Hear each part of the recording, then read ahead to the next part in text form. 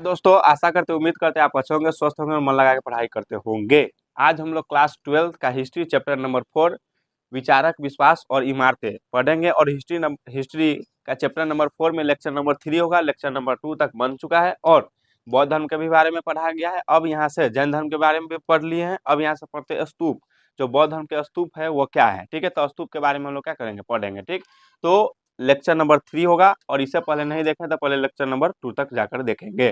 ठीक है, और यह लेक्चर देखने के बाद, ठीक है, अगर आप नोट्स देख लेते हैं तो नोट्स देखने के बाद एग्जाम में सारे क्वेश्चन को आप हल कर सकते हैं आसानी से। ठीक, अब हम पढ़े स्तूप। स्तूप के बारे में पढ़ना था तो स्तूप के बारे में क्या पढ़ेंगे कि स्तूप क्या है। ठीक है, तो स्तूप जो है बहुत प्राचीन काल से ही लोग कुछ जगह पर पवित्र मानते थे, यानी कुछ जगहों को नो पवित्र मानते थे, यानी अच्छा मानते थे। ठीक है, पवित्र के जगह पवित्र मानते थे, इसलिए अक्सर जहाँ खास वनस्पति होता था, ठीक है, अंगूठी चट्टाने या विषमकारी प्राकृतिक सौंदर्य था, यानी कुछ लोग पहले से ही कुछ जगह को अच्छे मानते थे। कुछ जगह को यानी कोई खेत, यानी कोई वनस्पति जगत, ठीक है, जहाँ पर पेड़ पौधे हो, वृक्ष हो, ठीक है, चट्टाने हो, ठीक है, सबका अपना अपना मानने का तरीका है। यानी कुछ जगह बहुत सारे अच्छे मानते थे, वो स्थल बन जाते थे। क्या बन जाते थे?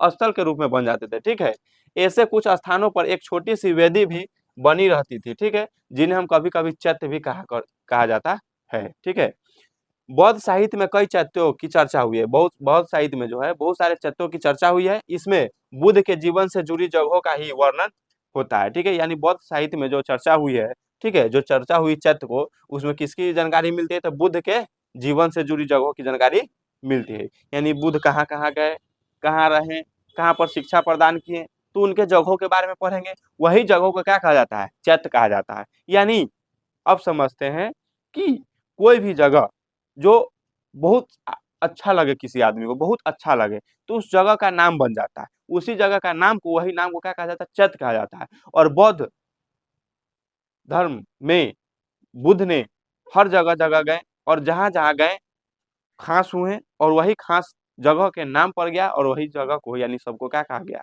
चैत्य कहा जाता है। ठीक, अब पढ़ते हैं स्तूप। स्तूप के बारे में पढ़ना था तो स्तूप क्या है? तो स्तूप अर्धगोलाकार संरचना है। स्तूप क्या है? अर्धगोलाकार संरचना है। देख रहे हैं, ये स्तूप जो है ना आधा गोलाकार जैसा क्या है? संरचना है। ठीक है, अर्धगोलाकार क्या है? संरचना है। ठीक, उल्टा कटोरा के आकार का। ठीक है, ऐसा लगता है कि उल्टा कटोरा है। देखो इसी को पलटा देंगे तो ऐसा होगा कि नहीं होगा? होगा कि नहीं होगा? इसी का लग रहा है क्या? उल्टा कटोरा है। ठीक है, स्तूप। ठीक है, तो स्तूप का संरचना कैसा है? तो स्तूप गोलाकार संरचना का होता है, उल्टा कटोरा के आकार के जैसा होता है।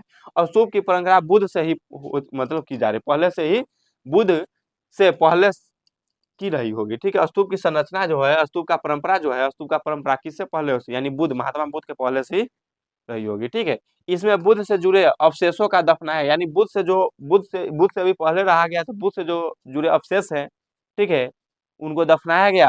भाग है, जो छूटे फूटे भाग है, बुद्ध से जो जुड़ा चीज है उसको दफनाया गया। इसलिए बौद्ध धर्म धर्म में पवित्र समझा जाने लगा। इसलिए इसको बौद्ध धर्म में क्या समझा जाने लगा? पवित्र। यानी इसमें बुद्ध जो चले गए, बुद्ध का मृत्यु जब हो गया, तब बुद्ध के जो अवशेष भाग बचे थे, अवशेष बचे थे, कुछ छोड़ के गए थे, उनके सभी सामानों को इसमें दफनाया गया। इसलिए इसको क्या माना गया? पवित्र माना गया। ठीक है, और इसको स्तूप का निर्माण दे दिया गया। इस संरचना के बौद्ध धर्म में के प्रतीक के रूप में प्रतिष्ठा मिली है। यानी इस संरचना को बौद्ध धर्म के प्रतीक के रूप में प्रतिष्ठा मिली है। ठीक है, किसके रूप में? प्रतीक के रूप में। ठीक है, यह बौद्ध धर्म का क्या है? प्रतीक है। ठीक है, उसके बाद हम पढ़ेंगे स्तूप कैसे बनाए गए हैं। ठीक है, बनाए गए थे। ठीक है, स्तूप बना है, तब स्तूप के बारे में तो पढ़ लिए कि अर्धगोलाकार है। ठीक है, यह कैसा है? अर्धगोलाकार है, लगभग कटोरी के उल्टा जैसा।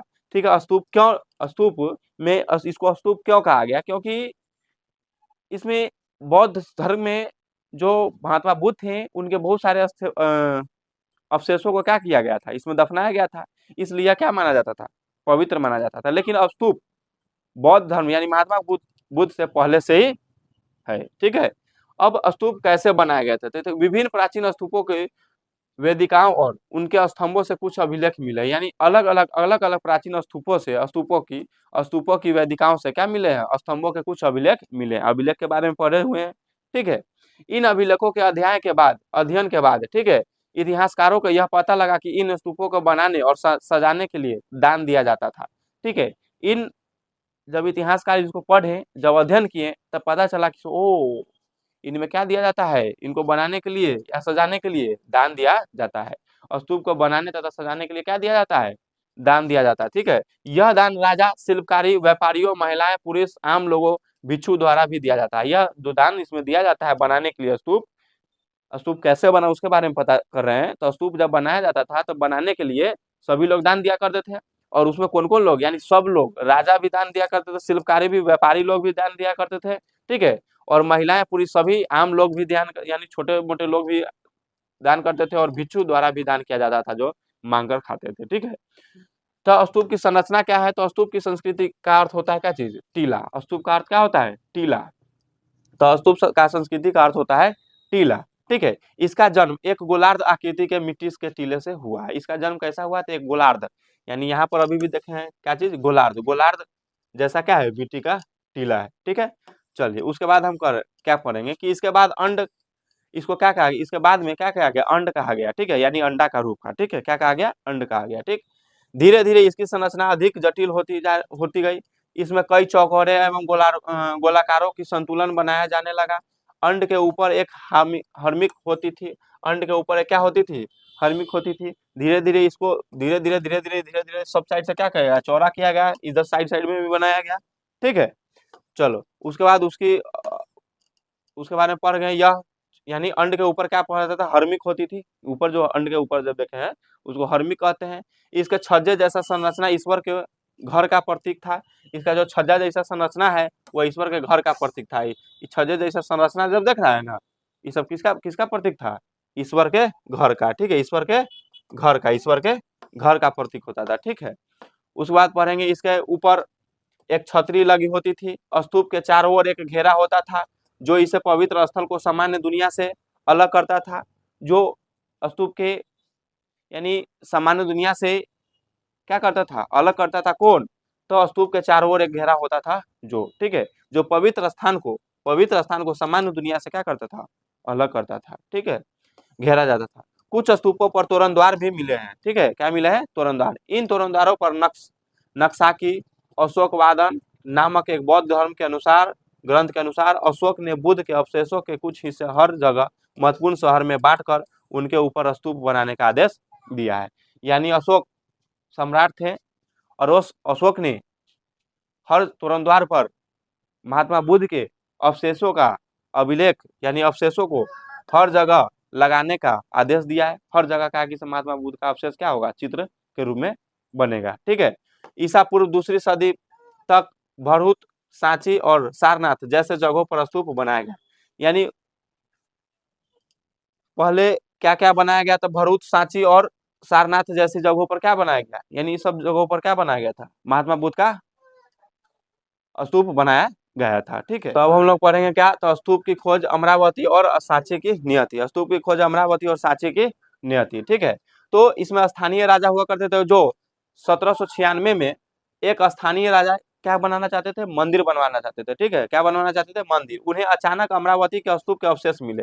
वह जब मंदिर बनाना चाहते थे तो मंदिर बनाने के समय में उन्हें क्या मिले, तो अमरावती के क्या मिले, स्तूप का अवशेष मिले। ठीक है, उन्होंने वहां मिले पत्थर का इस्तेमाल करने का निश्चय किया कि उन्होंने वहां जो पत्थर मिला उसको उपयोग करने का। ठीक है, अवशेष मिला क्या, अमरावती का जो पत्थर बड़े बड़े मिले, उन्होंने सोचा कि नहीं, इनका हम लोग इस्तेमाल करेंगे। ठीक है, ये पत्थर का उन्हें लगा इस पहाड़ी में जरूर कोई खजाना छिपा, उनको लग रहा है कि नहीं, पहाड़ी में क्या है, खजाना छिपा हुआ है। अंग्रेज अधिकारी कॉलोनी मैकेंजी इस स्थान से गुजरे, उन्होंने कई मूर्तियां का चित्र बनाया। और जो अंग्रेज अधिकारी कोलिन मैकेंजी जो है उस स्थान से गुजरा है अमरावती से, या वहां पर कई मूर्तियां का क्या बनाया है, चित्र भी बनाया है। सन 1854 में गुंटूर, आंध्र प्रदेश, गुंटूर कहाँ पड़ता है, आंध्र प्रदेश में पड़ता है, के कश्मीर ने अमरावती क्षेत्र की यात्रा की। ठीक है, यात्रा किया। वे कई मूर्तियां और पत्थर के टुकड़े को मद्रास में ले गए। कहाँ ले गए, मद्रास चले गए। इन पत्थर को कश्मीर कमिश्नर के नामक पर एलियट संगमरमर के नाम से जाना जाता है। ठीक है, उन्होंने पश्चिमी तोरणद्वार को भी खोजा, उन्होंने पश्चिमी तोरणद्वार को भी क्या कर दिया, खोज दिया, और यह निष्कर्ष निकाला कि अमरावती का स्तूप बौद्ध लोगों की सबसे विशाल और शानदार स्तूप था। अमरावती का जो है स्तूप वह बौद्ध लोगों का सबसे विशाल यानी सबसे बड़ा और सबसे अच्छा स्तूप है। ठीक है, 1850 के दशक में अमरावती 1850 में अमरावती के स्तूप के पत्थर को अलग अलग स्थान पर ले जाना पड़ा। ठीक है, यानी अमरावती अमरावती के स्तूप के पत्थर को, अमरावती में जो स्तूप बनाया गया था वहां के पत्थर को अलग अलग जगह पर क्या गया, ले जाया गया। ठीक है, कुछ पत्थर कोलकाता में ले गया। ठीक है, एशियाटिक सोसाइटी ऑफ बंगाल पहुंचे।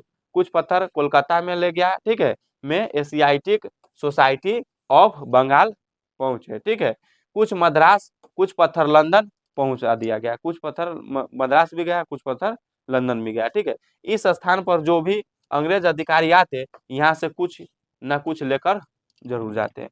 ठीक है, अमरावती में जो भी अंग्रेजी लोग भी आते, अंग्रेज लोग भी आते, कुछ ना कुछ सामान वहां से क्या करते थे, लेकर जाते थे। ठीक है, एक अलग सोच के व्यक्ति एच कॉलेज, एक एच कॉल एक अलग सोच के व्यक्ति थे। ठीक है, यानी एक व्यक्ति और भी आए, उनका नाम था क्या चीज, एच कॉलेज। यह ऐसा मानते थे कि देश की प्राचीन कलाकृतियां को लूट कर ले जाना अच्छा नहीं है। यह ऐसा, यानी सब अंग्रेज आते थे तो कुछ ना कुछ लेकर चल जाते थे, लेकिन उसी में कोई अच्छा, अरे सब रंग का व्यक्ति आता है, तो एक व्यक्ति आया, कौन थे, एच एच कॉलेज। ठीक है, वह देखे कि नहीं, देश का प्राचीन कलाकृतियों को लूट कर ले जाना, यानी देश की पहले की अच्छी चीजों को लूट कर ले जाना, यह अच्छा चीज नहीं है। इसका मानना था कि संग्रहालय में मूर्तियां की प्लास्टर प्रतिकृति रखी जाती है। संग्रहालय में मूर्तियां की प्रतिकृति रखी जाती है, रखी जानी चाहिए। असली कृति को उसी स्थान पर रखा रहने की क्या है, देना चाहिए जहां वह प्राप्त हुई है। यानी असली कृति को उसी स्थान पर रखा जाना चाहिए जहां से वह क्या है, प्राप्त हुआ हो। ठीक है, उसके बाद हम लोग को पढ़ना क्या चीज, सांची क्यों बन गया जबकि अमरावती नष्ट हो गया। ठीक है, सांची क्यों बन गया जबकि क्या हो गया, अमरावती नष्ट हो गया। ठीक है, सांची बना लेकिन अमरावती नष्ट हो गया। तो अमरावती की खोज पहले हुई थी। ठीक है, सांची से पहले हुई थी। ठीक है, अमरावती के स्तूप के संरक्षण की व्याख्या नहीं की गई। अमरावती के स्तूप के संरक्षण यानी इकट्ठा की व्यवस्था नहीं की गई। ठीक है, संरक्षण मतलब बचाव। ठीक है, इसकी व्यवस्था नहीं की गई। विद्वान अमरावती के महत्व को नहीं समझ पाया, यहाँ से सब ले गया लूट लूट के। 1818 में जब सांची का खोज हुई, उस समय यह स्तूप अच्छी हालात में था। उस समय स्तूप क्या था, अच्छी हालात में था। स्तूप के 3 तोरणद्वार खड़े थे, चौथा तोरणद्वार गिरा हुआ था। सांची के तोरणद्वार का भी अंग्रेज और फ्रांसीसियों ने अपने देश ले जाने का प्रयास किया, सांची के तोरणद्वार को भी। ठीक है, अंग्रेज और फ्रांसीसी लोगों ने अपने देश ले जाने का प्रयास किया। ठीक है, लेकिन उसका संरक्षण हो पाया। ठीक है, उसका बचाव हो गया। ठीक है, मूल कृतियों सांची में ही स्थापित रहा। ठीक है, मूल कृति सांची में ही क्या रहा, स्थापित रहा। यानी कह रहा कि से सांची क्यों बच गया जबकि अमरावती नष्ट हो गया, तो अमरावती पर उतना ध्यान नहीं दिया गया। ठीक है, उतना द्वार नहीं बनाया गया। अंग्रेज सब आया, फ्रांसीसी आया, इसको बहुत सारे लोगों ने यहाँ से ले गया, लेकिन सांची का तुरंतद्वार बनाया गया। कोशिश भी किया लेकिन वो ले नहीं जा पाए। ठीक है, इनका बचाव किया गया, संरक्षण किया गया, उपाय किया गया। ठीक है, उसके बाद मूर्तिकला के बारे में पढ़ेंगे। प्राचीन मूर्तियों इतनी खूबसूरत थी कि यूरोपीय लोगों ने इन्हें अपने देशों में ले जाना चाहते थे। यानी मूर्ति, पहले की मूर्ति इतना खूबसूरत था, इतना अच्छा था कि यूरोप के लोग चाहते थे कि इसको अपने देश में ले जाएं। ठीक है, और ले जाने में सफल भी हुआ और ले भी गया, क्योंकि यह मूर्तियां खूबसूरत और मूल्यवान थी। ये खूबसूरत भी थी और क्या थी, मूल्यवान थी। ठीक है, पत्थर में गाड़ी कथा है, एक कथा है, पत्थर में गढ़ी कथा है। ठीक है, कुछ ऐसे घूमकर कथावाचक होते थे, यानी कुछ इधर उधर जाता था, घूमकर क्या करता था, कथा उथा कहता था। ठीक है, जो अपने साथ कपड़े या कागज के बने चित्र को लेकर घूमते थे, अपने साथ कागज या कपड़ा के बने चित्र को क्या करता था, लेता था, घूमता था। ठीक है, यानी पत्थर में गढ़ी कथाएं हैं। जब वह कोई कहानी सुनाते थे तो वे इन चित्रों को दिखाते, कहानी सुनाता था, चित्र दिखाता, देखो पहले ऐसा रहा करता था। कौन, पत्थर में गढ़ी कथाएं। यानी कला इतिहासकारों ने जब सांची की मूर्तिकला को गहराई से अध्ययन किया, कला इतिहासकारों ने जो देखते थे चित्र, जो समझाते थे, जो कथा गाते थे, जब उन्होंने सांची की मूर्तिकला को गहराई से अध्ययन किया तब पाया कि यह दृश्य वेशांतर जातक से लिया गया। किसे लिया गया, वेशांतर जातक से। ठीक है, इसमें एक दानी राजकुमार की कहानी है। ठीक है, इसमें किसकी कहानी है, दानी राजकुमार की, जिससे अपना सब कुछ एक ब्राह्मण को दान में दे दिया गया, जिन्होंने देखो यहाँ पर नाम में है क्या चीज, राजकुमार, यानी दानी राजकुमार था। ठीक है, वह दानी इसलिए कहा गया क्योंकि उन्होंने अपना सारा धन किसको दे दिया, ब्राह्मण को दान में दे दिया सब कुछ, और स्वयं अपने पत्नी और अपने बच्चों के साथ जंगल में रहने चला गया। ठीक है, ब्राह्मण को दान में दे दिया, बच्चा अपनी पत्नी के साथ कहाँ रहने चल गया, जंगल में। ठीक है, उसके बाद हम लोग पढ़ेंगे उपासना के प्रतीक। उपासना के प्रतीक क्या है? ठीक है, तो बौद्ध मूर्ति कला को समझने के लिए कला इतिहासकारों के द्वारा बुद्ध चरित्र लेखक को समझना पड़ा, यानी बौद्ध मूर्ति कला को समझने के लिए इतिहासकारों के द्वारा बुद्ध चरित्र लेखन को क्या किया, समझना पड़ा। ठीक है, बौद्ध चरित्र लेखन के अनुसार भगवान बुद्ध को एक पेड़ के नीचे ध्यान करते हुए ज्ञान की प्राप्ति हुई। बौद्ध चरित्र लेखन यह बताते हैं कि भगवान बुद्ध जो है वह एक पेड़ के नीचे बैठे हुए हैं और वहीं पर ज्ञान की क्या हुई है, प्राप्ति हुई है, उपासना किए हुए हैं। तो इन घटना को कुछ प्रारंभिक मूर्तिकार ने बुद्ध को मानव रूप में ना दिखाकर उनकी उपस्थिति प्रतीकों के द्वारा दिखाने का प्रयास किया है। यानी मानव रूप में कोई साधारण मनुष्य में न दिखाकर उनको भगवान के रूप में दिखाने का प्रयास किया है। ठीक है, मूर्तिकला जो बनाते हैं। लोक परंपराएं क्या है? तो लोक परंपराएं, कुछ लोक परंपराएं भी है। सांची में कुछ ऐसी मूर्तियां मिली है जिनका संबंध शायद सीधा बौद्ध मत से नहीं है, यानी कुछ ऐसा भी मिला है जिसको बौद्ध धर्म से कोई लेना देना नहीं है। ठीक है, इसमें कुछ सुंदर स्त्रियां का भी मूर्ति है। ठीक है, शुरू में विद्वान इस मूर्ति के महत्व को नहीं समझ पाए थे। ठीक है, क्योंकि इस मूर्ति का त्याग और पश्चाताप से रिश्ता नजर नहीं आता था, लेकिन साहित्यकार परंपराओं का अध्ययन करने के बाद यह पता लगा कि शाल्वभंजिकी की मूर्ति है। यह किसकी मूर्ति है? शाल्वभंजिकी की मूर्ति है, जब इतिहासकार उनको अध्ययन किए उनके मूर्ति के बारे में। ठीक है, लोक परंपरा में ऐसा माना जाता है कि इस स्त्री के द्वारा कुछ यानी छुए जाने से पेड़ों में फूल खिल जाते थे और फल उगने लगते थे। यानी लोक परंपरा में ऐसा उस समय माना जाता था कि कुछ स्त्री पेड़ को छुएंगे तो इसमें फूल खिलने लगेगा और फल खिलने लगता था। ठीक है, इन्हें शुभ प्रतीक माना जाता है।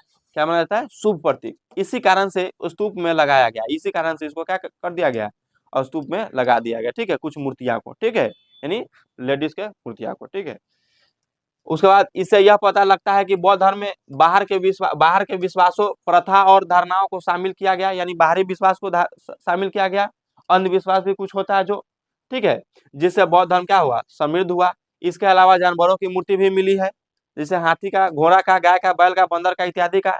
जातक से कई जानवर की कहानी भी मिली है, यानी कई जातक जो होते हैं कहानी भी बताए हुए हैं जानवर के बारे में।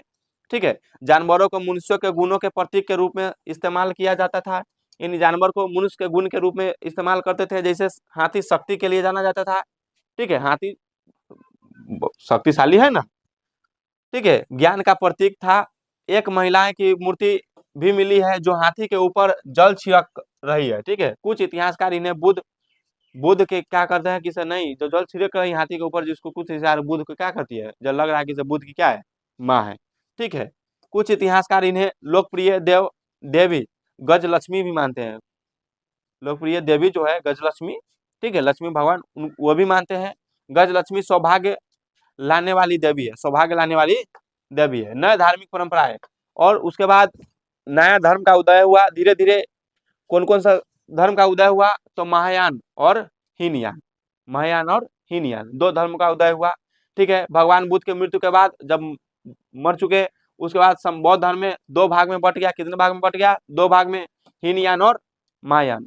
जब महात्मा बुद्ध की मृत्यु हो गई तो उनके मरने के बाद बौद्ध धर्म दो भाग में बट गया। ठीक है, महायान और हीनयान। ठीक है, महायान और हीनयान। ठीक है, हीनयान क्या होता है? यह प्राचीन परंपरा को मानते हैं, यह पहले की परंपरा को मानते हैं, और महायान मतलब ये नवीन। ठीक है, चलो, हीनयान की विशेषता क्या है? पुरानी परंपरा को मानते थे, या पुरानी परंपरा को मानते थे। जैसे महात्मा बुद्ध कहा करते थे, जो निर्वाण के लिए व्यक्तिगत प्रयास किए, बुद्ध को मनुष्य माना, और मूर्ति पूजा निषेध। ठीक है, उसके बाद महायान की क्या विशेषता है? तो ये नवीन परंपरा को, अभी के परंपरा को मानते थे। बुद्ध को इन्होंने अवतार माना, कि अवतार है, अवतारित है, ईश्वर का दिया गया है। मूर्ति पूजा को अपनाया, इन्होंने मूर्ति भी किया। बाद में महायान शाखा भी को दो भाग में बांट दिया गया, शून्यवाद और ब्रजयान। ठीक है, उसके बाद पढ़ेंगे पौराणिक हिंदू धर्म का उदय। तब जब बौद्ध धर्म खत्म हुआ तब हिंदू धर्म का उस समय यानी ईश्वर के पूजा जाने का भी प्रारंभिक हुआ। तो अब पढ़ेंगे हम लोग पौराणिक हिंदू धर्म का उदय। पौराणिक हिंदू यानी पुराने हिंदू धर्म का उदय। तो वैष्णव यानी विष्णु के अनुयायी। वैष्णव किसको कहा जाता है? विष्णु भगवान के अनुयायी को वैष्णव कहा जाता है। शैव यानी शिव के अनुयायी, जो शिव भगवान के अनुयायी है उनको क्या कहा जाता है? शिष्य हैं, उनको शैव कहा जाता है। ठीक है, तो वैष्णववाद में कई अवतारों की पूजा की होती है, यानी वैष्णव अवतार में भगवान कृष्ण का अवतार, बहुत सारे अवतारों में पूजा किया जाता है। ठीक है, ऐसा माना जाता है कि पापियों के बढ़ते प्रभाव के चलते दुनिया में व्यवस्था बिगड़ जाती थी, यानी पापी लोग जो है उनके प्रभाव बढ़ते थे तो दुनिया में व्यवस्था क्या हो जाती थी? बिगड़ जाती थी, अत्याचार होता था। तब संसार की रक्षा के लिए भगवान अलग अलग रूपों में अवतार लेते थे, उस समय ऐसा माना जाता है। ठीक है, यह अलग अलग अवतार देश के विभिन्न हिस्सों में काफी लोकप्रिय थे। कई अवतारों को मूर्ति के रूप में भी दिखाया जाता है, अभी भी दिखाया जाता है। ठीक है, शैव धर्म क्या है? तो शिव को उनके प्रतीक लिंग के रूप में, यानी लिंग देखता है ना, शिव भगवान के लिंग जो होते हैं उनके रूप में दिखाया गया है।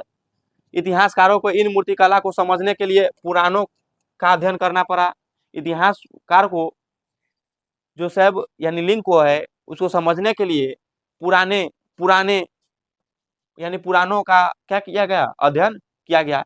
इसे इसमें बहुत से किस्से ऐसे थे कि जो सैकड़ों साल पहले रचने के बाद सुने और सुनाए जाते थे, यानी सैकड़ों साल पहले।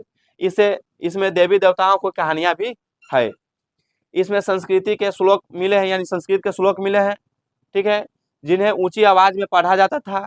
ठीक है, इन्हें इनमें महिलाएं और शूद्र भी सुन सकते हैं, यानी सभी जात सुन सकते हैं। ये नहीं पहले क्षत्रिय नहीं, क्षत्रिय सुनेगा तो राजा ही सुनेगा, नहीं, इसमें ब्राह्मण ने सुनेगा। महिलाएं भी सुन सकते हैं, शूद्र भी सुन सकते हैं, यानी हर जात सुन सकते हैं। मंदिरों का निर्माण फिर हुआ।